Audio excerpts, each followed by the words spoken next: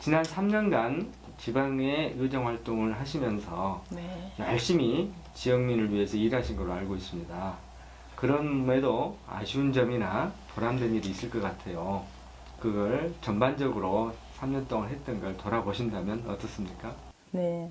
저에게는 많은 영광스러운 일들이 있었습니다. 6대 때 평의원으로 할 때보다 또 7대에 들어와서 여성의장으로서의 참 영광스러운 그런 그 직책을 맡아가지고 활동을 열심히 했습니다.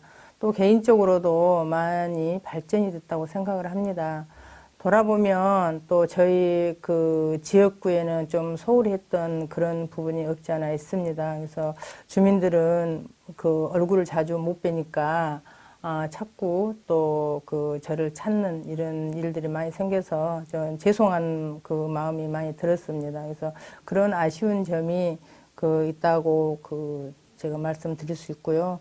또 이제 그 여성들이 강산구에는 다른 구에 비해서 굉장히 많습니다. 15명의 의원들 중에 7분이 여성으로 구성되어 있고요. 또 그렇다 보니까 강산구에는 여성들이 좀 그 의정 활동을 더 잘한다 이런 이미지를 그 받게 됐어요. 그래서 또 제가 봐도 여성들이 그 단점이 장점이 되어서 주민들을 꼼꼼하게 챙기고 섬세한 이런 그 의정 활동을 하는 것을 저도 그 거기에 의정 활동을 할 수 있도록 여성 의원들에게 적극적인 또 지원을 해 드렸고 또 할 수 있는 이렇게 자리를 이렇게 많이 만들었다고 생각을 합니다. 그래서 그런 면에서 다른 타 구에서 우리 광산구에 사실은 벤치마킹을 온다고 그래요. 그래서 여성 의원들이 많은데 그 구에 또 그 인지도는 또 주민들의 그 평가는 어쩐가 하고 지난번에 그런 전화를 지금 사실 받았습니다. 그래서 오시라고 이렇게 해놓은 상태고, 그래서 여성들이 앞으로는 정치를 이렇게 참여하는데도 많은 또 공헌을 했다고 봐야죠. 여성 의원들이. 예, 그렇게 생각을 하고 있습니다. 그 여성 의원이 많아서 네네. 더 장점이 많았다. 네네. 그런 것을 좀 듣게 되는데요. 네. 그리고 광산구 의정 사상 처음으로 네. 민선 7지 전반기 이제 의장을 하셨는데요. 네. 의장을 하시면서 네. 특별하게 신경 쓰거나 좀 주목할 만한 일을 하셨다면 어떤 것입니까? 제가 우리 강산구가 특히 제 지역구에는 그 불법 체류자, 노동자들이 많고 또 다문화가 이렇게 또 많이 밀집되어 있는 지역입니다. 그래서 늘 그분들이 또 요구하는 것도 많지만 우리 지역 현지민들이 굉장히 그 위협을 받고 있어요. 그래서 여러 통로를 통해서 뭐 종교단체나 또 여러 다른 단체를 통해서 저희들한테 제가 이렇게 듣기로는 그 민원들이 많이 쏟아지고 있습니다. 그래서 제가 의장하면서는 이 민원을 어떻게 해결을 할까?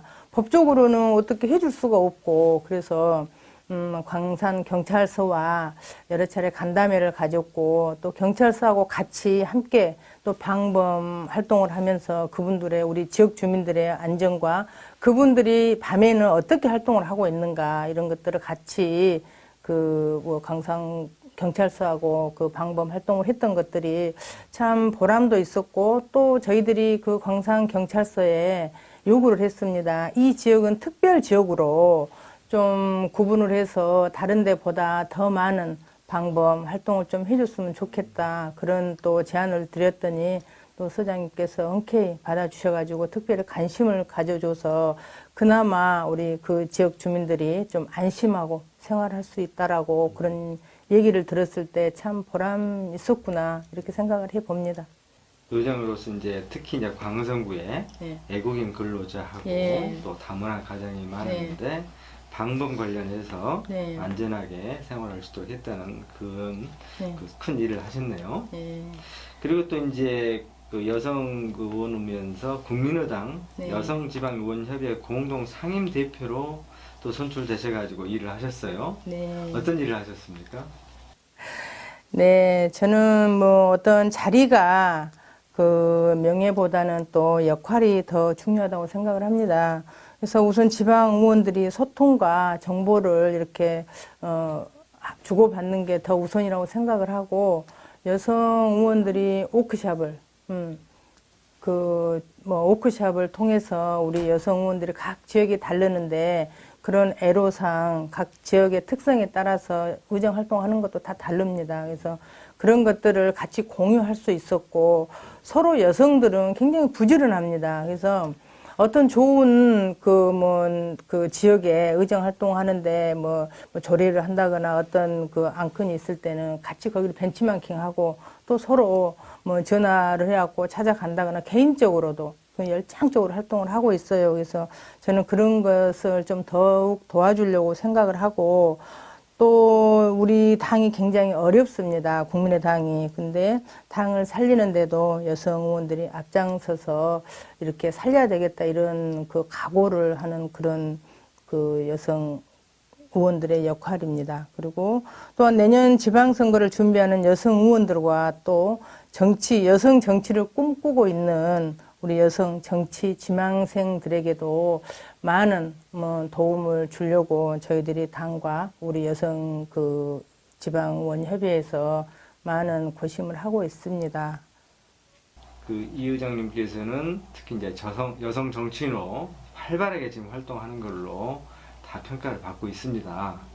그렇다면 말씀하신 대로 여성 정치인이 앞으로 많이 생겨야 될 텐데요. 네네. 그런 점에서 여성 리더십, 네. 또 특히 여성이 정계에 나갔을 때 네네. 어떤 역할을 하고 또 어떤 일을 하면 참 장점이더라, 아니면 그런 것에 리더십으로 연결할 수 있는 어떤 교육이랄지 필요할 텐데요. 여성 정치 리더십 어떻게 이걸 잘 활성화해야 되나요? 네, 우선 굉장히 아직도 우리 여성들이 정치하기에는 좀 어려움이 많이 있다고 생각을 합니다. 제가 2010년도에 최초로 광산구에서는 지역구로는 최초로 나왔었습니다. 지역구로. 근데 그때만 해도 굉장히 힘이 들었습니다. 뭔 여자가 정치를 해? 막 이런 뒤에서 수군거리는 이런 얘기도 들었는데요. 저는 그럼에도 불구하고 4년간을 열심히 했었습니다. 지역구 활동을 하고 꼼꼼하게 어렵고 소외된 이웃들을 찾아다니면서 이런 활동을 한 결과로 또 2014년도에 또 재선을 할 수 있었고요. 또 여성들에 대한 신뢰도가 굉장히 높아졌습니다. 또 지역에서 우리 그 유권자들이. 그래서 우선 양성평등에 대한 의식 변화가 있어야 된다고 생각을 합니다. 여성들이 또 정치에 이렇게 참여하기에는. 그리고 무엇보다 또 주민이 신뢰할 수 있는 여성 정치인이 되어야 된다고 생각을 합니다. 그래서 그런 역할들을 작게나마 저는 했다고 생각을 하고요. 어느 여성 유권자 신문이랄까 지방지에 조사하는 것을 봤어요. 그래서 여성 의원이 많은 지방의회에 유권자는 적은 유권자보다 지방의회에 대한 신뢰성이 굉장히 높게 나타났어요. 그리고 또 여성이 의정 활동을 더 잘할 것이다, 이런 또 그 조사는 그런 기대는 한 2배 정도 높게 나타났고, 또 여성 후보에 대한 지지도는 2배 이상 가깝게 이렇게 나타났습니다. 이런 것을 봤을 때 우리 여성 의원들이 그래도 이제 우리 한국 그 여성 정치에 그래도 어느 정도 자리매김을 했다고 생각을 합니다. 이제 이런 반면에 우리 정당에서도 여성에 대한 배려들은 각 정당마다 또 이렇게 많은 노력을 하고 있다고 생각을 해요. 특히 국민의당도 마찬가지입니다. 그래서 여성이 공천을 받을 때라든가 또 선거 지역구에 나가서 이렇게 현장에서 필드에 뛰고 있을 때 당에서 지원해 주는 거, 이런 것들을 활발하게 또 당별로 이렇게 막 내놓고 있더라고요. 그래서 그래도 앞으로는 여성 정치가 조금 더 활발해지겠구나, 이런 생각을 합니다. 그리고 이제 광산구에서 지금 재선 의원으로 지금 활동하셨고, 네. 여성 의장을 하셨어요. 네. 말씀드린 대로 또 광산구는 광주에서 이제 가장 활발하게 사업이든 정치든 아주 자치 활동을 아주 열심히 하고 있는 구거든요.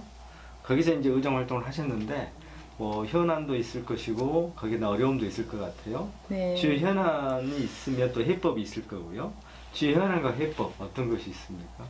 네, 우선 당연히 우리 강산구에서도 한정공대를 유치해야 된다. 이게 이제 우리 강산구에서도 그 지금 중요하게 생각을 하고 많은 그 노력을 하고 있습니다. 또 다른 구에서도 마찬가지로 서로 자기 구에 유치해야 되겠다 이런 목소리들이 많이 있는데 저 개인적으로 생각은 해법이라 할까요? 저 개인적인 생각은 이렇습니다.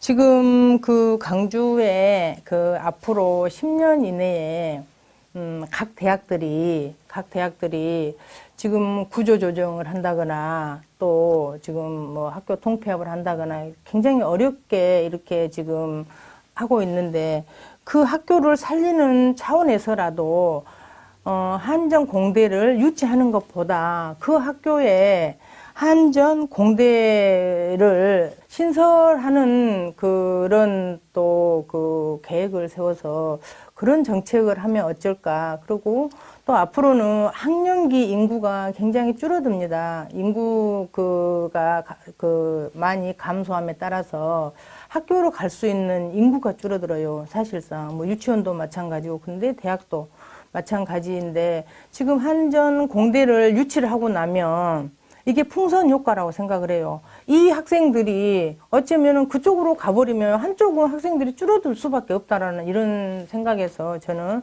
학교에 4년대 이렇게 지금 강주에 있는 학교에다가 신설 그 과를 만들어서 거기에서 정말로 그 모든 역량이라든가 뭐 경제적인 거 이런 것들을 투자해가지고 정말 명문 이렇게 한전 공대를 이렇게 신설하는 것이 좀 바람직하지 않을까. 저 개인적으로 그렇게 생각을 한번 해봤습니다. 네. 기존 대학들이 많고 네. 앞으로 학령 인구가 줄어드니까 예. 그 기존의 대학 안에 이렇게 신설하는 방법도 하나의 방법일 수 있겠다. 그 얘기죠. 예. 그것도 하나의 방법일 수 있겠습니다. 그리고 이제 현재 이제 내년 지방선거에 맞춰서 개헌이 이제 이루어질 것 같고요. 거기에 그 개헌하는 내용 중에 지방 분권이 아주 그 큰 이슈로 등장해 있습니다. 그래서 앞으로 이제 분권형 뭐 지방자치 이런 얘기가 많이 나오는데요. 현재 지방자치를 이제 현장에서 경험하셨는데 현재의 지금 지방자치의 그 현주소를 진단한다면 어떻습니까?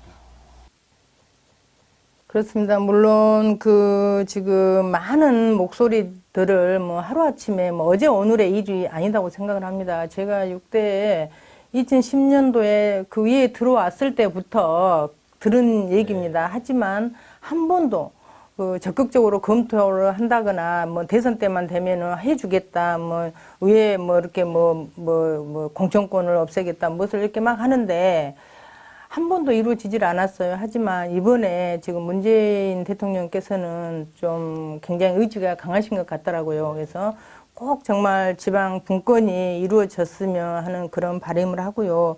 또 풀뿌리 민주주의가 정착을 하려면 또 우리 정치적으로 바른 정치와 평등한 지방자치가 실현되어야 된다고 생각을 합니다. 그리고 지방정부와 중앙정부가 뭐 수직 이런 관계가 아니라 같이 동반을 하려면 동반자가 돼서 상호 수평적인 이런 관계 속에서 대등한 협력 이런 관계 구축이 필요하다고 생각을 해요. 그래서 이런 것들이 지금 곧 뭐 실현되지 않을까 기대를 해 봅니다. 그래서 문재인 대통령께서 또 적극 이렇게 의지를 가지고 계시니까 실현되리라고 믿어봅니다. 꼭 실현되기를 바랍니다.